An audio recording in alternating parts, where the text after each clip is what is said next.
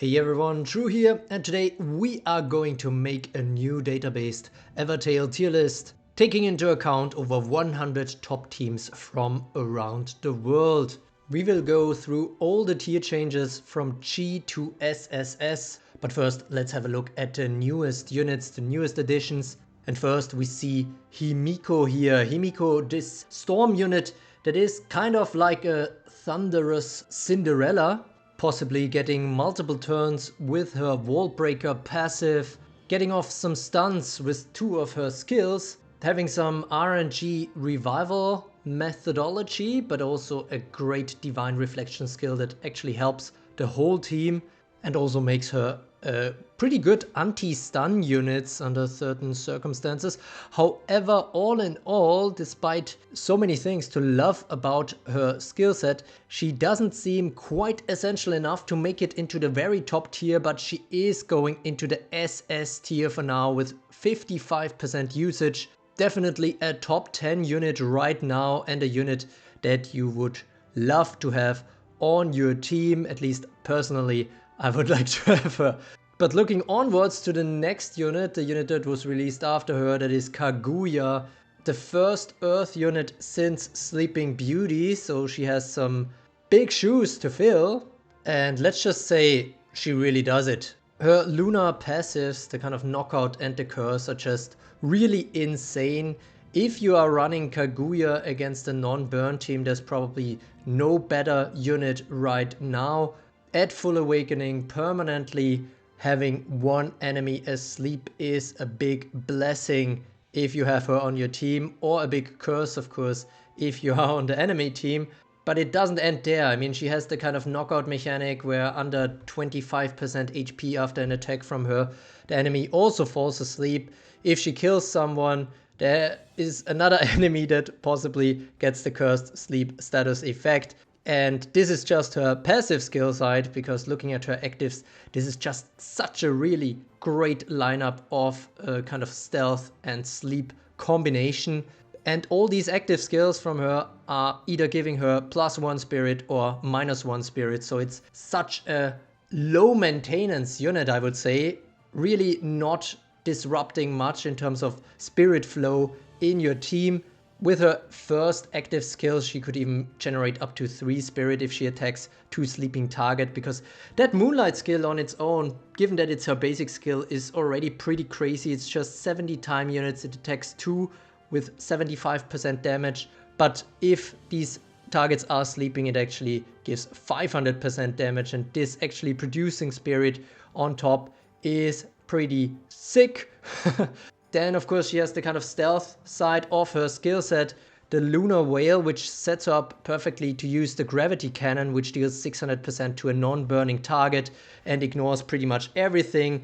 Of course, the Lunar Whale not only giving her the stealth status effect, but also the stealth shield, which is rather important in times like these. And yes, a lot of her skill set does fall apart a little bit if she is facing a burning crew. However, on the one side, this currently can be mitigated by someone, for example, like King Arthur, removing the burn on the enemy team. But on the other hand, she also has the stealth shield, which helps her not get the burn effect herself. And even then, after 300 time units, she still has her 4th active skill that is massively helpful even against burn teams. It is the Survivor's Barrage. 600% damage, just 1 spirit cost, and full heal 100%, 70 time units. I mean, honestly, really, really strong survivor skills. Of course, there is some instant survivors skills like from Angel Jeanne and from Cinderella, but this one is having its advantages as well. And of course, it's not her only way to heal, actually, because whenever sleeping targets get their turn, she heals, she gets her endure back. So all that is to say, this unit is currently absolutely massive. Given her speed, she can quickly set up her Lunar Whale, her Gravity Cannon, and all the while putting the enemy team to sleep. So definitely a must-have for now, as long as we don't see a strong burn meta unit being released that brings back the kind of burn style into the game, which has been pushed back ever since July. All of this was a very long way of saying she is going into SSS tier. I think the last unit that managed to do that, going straight from 0 to SSS, is Cinderella, and Cinderella is somebody who basically dominated the meta, or rather stayed at number 1 for half a year. So do with that information what you want. There are 2 more new units that we haven't tiered yet, and this will be something for the next edition actually, because the data is insufficient right now to reliably tier them. They are just too new. However, Odin and Loki, of course, also units that are strong contenders for the top tiers. As you might know from my new unit reviews, I am a bit more bullish on Odin than on Loki. Odin with massively higher survivability, possibly the highest survivability in the whole game. And Loki, on the other hand, possibly getting off insanely big damage output, especially in a wider sense, not just in terms of absolute damage dealt, but also in terms of mega poison and the hypnosis, possibly completely screwing up some enemy characters. So in a short time span, you could definitely see Loki having one of the biggest impacts on an arena battle right now. So I am very curious myself where they will land. Definitely stay tuned for that in the next tier list video on this channel. Let's look at the tier changes next. We have Saya dropping to the graveyard tier. This overdrive burn unit was released pretty much exactly 3 years ago and was kind of the very first unit that had a burning heart mechanic and also a cheap attack all skill that is actually feasible to use, which actually meant that at the very beginning of Evertale 2.0, she was one of the strongest units out there. One level 200 Saya could wipe entire arena teams and constantly heal back up. Of course, this is now a long time ago, and Saya has finally reached 0% usage in the top teams. Rest in peace. She is the only unit joining the graveyard tier this month. However, we see another few that might join soon. We have Earth Ludmilla going to the F tier. This New Year's support unit never really achieved any high ratings in my database lists, and at least at this point it is very easy why she's now in the F tier. The Gift Turn Plus is nice, the Purify Heal 2 is nice, but all of these are being done just so much better by many of the new units, and there is few occasions where she can change the tide of a battle. Similarly, we have Tiamat, only released 1 year ago but already going into the F tier. She was the last unit released before this kind of new meta generation or faster power creep started with the original Lancelot right after her. The original Lancelot was also a direct counter to her, so she was kind of screwed from the very beginning. They really did her dirty here.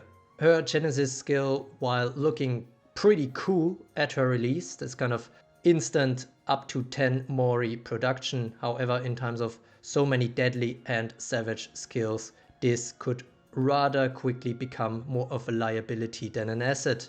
Another unit that did have a good time for a while is Earth Ray. Her Call Shikigami skill was kind of one of the very first that made entry units abusable. The Earth Ray Storm Rolotia or Earth Ray Bright Ludmilla combination always being quite fun to watch in 2021. However, she was one of the last units that doesn't really have a self-healing skill, which was okay back then because her Shikigami was oddly focused despite her possibly reviving it again right afterwards. But nowadays the F tier for her. Besides the 3 drops to the F tier, we also see 3 drops to the E tier, and those are Sakura, this light support overdrive unit that also never really took hold of the meta teams. Her Song of Purification came in handy sometimes, but all in all, of course, especially at this point, just so many better supporters and PS in one unit available. And then we also see the very first 2023 unit drop to the E tier. Well, actually, it's not just the very first, it is the very first 2 that are dropping there together. It is Jirel and Apollo and Artemis, as you might have guessed already. Jirel, from the very beginning, very underwhelming, seemed to be nerfed too hard by the restrictions that have now been lifted in a unit like Odin. Especially the RNG only getting better for her when there are less reinforcements meant that she could never really take foot in the arena meta where the Platoon 4 is just not as essential or impactful to most battles. Apparently she was pretty okay for new servers where there wasn't many strong SSRs around yet. But yeah, I would definitely say that this is the weakest unit from 2023. Of course, Apollo and Artemis are also not doing too great either with the kind of burn stealth combination. Stealth is having a bit of a revival right now, but Apollo and Artemis don't seem to benefit much from the Angel Gene release. At the same time, Apollo and Artemis are also not top 5 in terms of burn units, which also hurts them in the usage in top teams, which are usually, especially at this point, not including more than 5 burn units in their arena lineups, including 20 units. Moving on to the D tier, where we see Storm, Colin join. It was always kind of fun to kind of abuse Storm Colin, just have one copy of her with very low power at the very start to gain her revenge passive skill, which meant a quicken and much more for her teammates. Besides that, of course, she was never really a fully awakened beast for arena. At the very start she was doing okay, but revenge skills are also always kind of tricky to have in an SSR because sometimes it might just not trigger, and even if it triggers it means that she is dead and will not return like some other units possibly could. Looking a bit further up to the C tier, we see a unit that was previously #1 join, and that is of course Dark Jeanne. Well, not of course, I mean there are certain other #1 units that are also somewhat close to that destiny. However, Dark Jeanne is here first, of course always struggling since stealth got big in the meta and her revenge was ignored so often. This is not always the case anymore, however, still very hard to pull off a revival with the kind of Dark Michaela 200 time unit lock with such a big disadvantage compared to somebody like Storm Jeanne, and also Dark Jeanne at the beginning until her survivor skill weaker than somebody like Storm Survivor's Judgment. Until this skill is unlocked, Dark Jeanne cannot do all that much except Poison Random and Poison Devour. Not so great skills, especially with just normal poison, and the poison is also random, making her hard to use against, or rather together with certain units on your team that might not want that kind of random poison put on enemy units. And now something very interesting happened this month. We don't see a single change in the B tier, we don't see a single change in the A tier, and only in the top SSS, SS and S tier we do have quite the commotion and some movements, so rather stable tier list in the middle field this time. And I already mentioned Burn having quite the hard time right now, really needing another push in terms of a new character bringing Burn back into the spotlight. But as long as this does not happen, we see Commander Astrid actually drop to the S tier. She has a great skill set, but to really shine, on the one hand you really wanna run her with other burn units, so not really a standalone character, and other great burn units are kind of rare.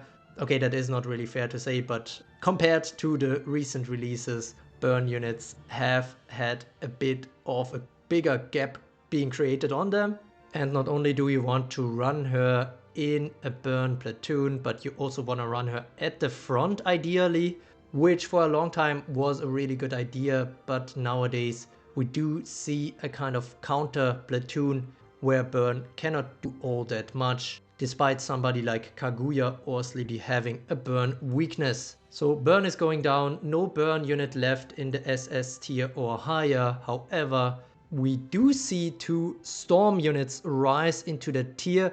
Storm units that have actually been out for a few months, and one of them is Storm Clarice. She is one of only 2 units with an overpower mechanic with her Fatal Frenzy, and of course she has the best deadly skill in the game in combination with her deadly momentum, the kind of give turn to 2 and purify them is just pretty sick, especially considering that it also produces a huge amount of spirit. She is rising to the SS tier, but keep in mind a bit of her poison vulnerability that might be holding her back a little, and of course she just needs to get that kill. As soon as she gets the kill and gets a second kill and gets the kind of ball rolling, she is really an absolute menace, a fast one at that. However, of course, at the start of a battle it is sometimes rather difficult to get that kind of skill. She only has the kind of combo and her rallying queen skill, both of which are single target, so sometimes you need to get lucky with her. The same, I guess, can be said for Giga Rolotia, who is also joining the SS tier after quite a few months actually. But her Chrono Chaos, her stun entry, still really nice, and the kind of timeline distortion which might purify some sleeping allies, especially interesting in times where sleep is at the top of the meta. Her Giga's time strike isn't all that great in my eyes, but she might still get off a kill and use her savage step back and repeat that process a few times. Then of course her value has already been great. Her having the lowest speed in the entire game can sometimes be tricky, but of course she has some wards and endure that hopefully keep her alive until she gets the turn. That makes 3 storm units in total joining the SS tier this month, with Bright Lancelot already there, so that is quite the storm density here. Also 3 water units staying in the SS tier in Water Alice, Ludmilla and Clarice, and Bright Ludmilla. Looking upwards to the very top, to the SSS tier, we have Sleeping Beauty still holding on to that tier. Yes, she had a few losses in the last month, considering that she was kind of pushed back out of the P1, where Kaguya definitely takes more presence. However, of course, Sleeping Beauty with the Thorn mechanic, with her stun immunity whenever there are thorns, with her part-time guard mechanic, with her Dream Devourer, with her Thorn Rage that is extremely powerful and poisons the target. Still super strong unit and deserves to remain in the SSS tier. The same is true for the previous number 1, Cinderella, still holding on to the SSS tier in this database tier list with 93% usage, one of the most used units in top teams. Not so common to see her in first platoons anymore at all, however really easy to use her anywhere really. She is really plug and play, and as soon as she gets to unlock her survivor's skill, she becomes that kind of damage output machine that we all know and love, or hate depending on which side you are on. And we also see something really crazy at number 5 happening, something that I cannot recall happening ever before. A unit rising straight from S tier, already rated at S tier, rising straight through to the SSS tier, and it is none other than Angel Jeanne with her crazy Michaela's rescue mechanic, with her great stealth Ravager, with the immediate light speed entry whenever she goes onto the battlefield. And I think the link is pretty clear why she is suddenly going from S to SSS tier. One thing changed, and that is the release of Kaguya, and this Kaguya, Angel Jeanne, King Arthur combo is so prevalent in the top platoons of Evertale right now. Angel Jeanne really harmonizing great with Kaguya. And of course, as long as she didn't use her survivor skill, she is very hard to kill and might draw quite a few attacks that just push her back to reinforcements to come right back in and do a stealth Ravager. And if she uses the survivor's rush skill, then yes, she becomes more vulnerable to actually die. However, still amazing combination with her stealth Ravager. If she has enough spirit, she can dish out the most damage in short time spans, possibly in the entire game, and at the same time lifts up Kaguya with her stealth shield support. Sticking around in the SSS tier are Light Anya and Storm Jeanne as well. Of course, Light Anya still being the top rated guard in the entire game. Having the stun absorber is really important in certain situations, but in others she also just improves the flow of many or most team types. Storm Jeanne, even nearly 1 year later, still extremely annoying to deal with. as soon as one Storm Michaela Vengeance triggers, it is really hard to get rid of these two permanently. But yeah, at the very top, almost deserving of an SSS Tier rating, there's currently only space for the two characters with the K at the beginning. We have Kaguya, the new Earth unit, as described before, and King Arthur with the King's Dawn, with the Regal Eclipse, with the Regal Comet Flare, the Regal Pressure, of course, possibly extinguishing the fire on enemy teams and setting up Kaguya perfectly. The King's Dawn passive means that she is pretty much exclusively to be used in Platoon 1s, which does help her in my database SSR world rankings right now, given that Platoon 1 units are having much bigger impact on arena battles usually than Platoon 4 units, of course. However, for a number 1 unit, her usage at 73% is still not crazy high. Let's see how that develops after her first banner rerun that is live right now. In general, however, she is plug and play in any Platoon 1 team type, even possible to use her in a burn team, but of course sometimes a bit vulnerable to stun. Still, the super poison, of course, super helpful against somebody like Bright Lancelot or also Odin's Winged Shades. So there you have it, the final data-based tier list of 2023, made with data collected from Japan, from Korea, from China, and the rest of the Asian OG servers. Also the English, German, Italian, French, Spanish, European servers, and of course the North American and South American top teams. It takes me well over 10 hours to put this all together, so I would really appreciate your support if you enjoyed this video by clicking or tapping the like button and subscribing if you haven't already to become a true carrot. Feel free to let me know your thoughts in the comments, and there's also a link to my Discord server in the description in case you wanna discuss the results or be involved at the next reveal of the SSR World Rankings. Good luck on your polls, and as always, thanks for watching.